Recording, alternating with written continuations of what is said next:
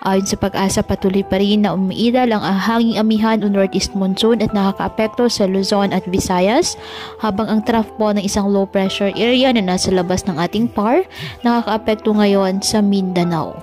Ayon sa Pag-asa, ang nasabing low pressure area mababa ang tsansa na maging bagyo at nanatili namang mababa rin po ang tsansa na pumasok ito ng ating Philippine Area of Responsibility within 48 hours.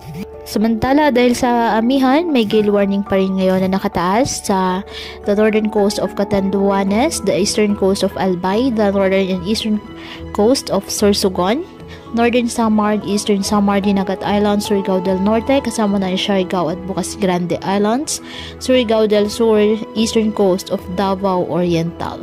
Ngayong araw, dahil po sa trough ng nasabing low pressure area, ang Northern Mindanao, Sac-Sargent, Caraga, Davao Region at Southern Leyte, asahan na maulap na kalangitan na may kalat-kalat na pag-ulan at thunderstorms.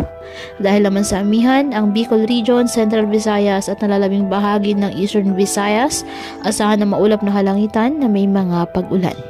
Ang Cagayan Valley, Aurora at Quezon, asahan din po ang maulap na kalangitan na may maihinang pag-ulan dahil po sa amihan.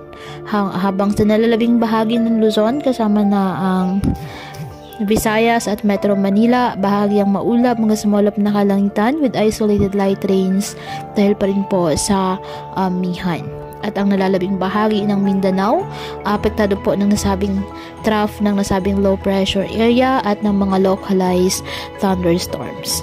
Kaya patuloy pa rin po natin na pinag-iingat ang ating mga kababayan sa banta pa rin ng mga pagbaha o pagguho ng lupa at ugaliin na magdala palagi ng payong o kahit anumang panangga sa ulan sa tuwing lalabas ng ating mga tahanan. At yan po muna ang update sa lagay ng panahon ngayong araw.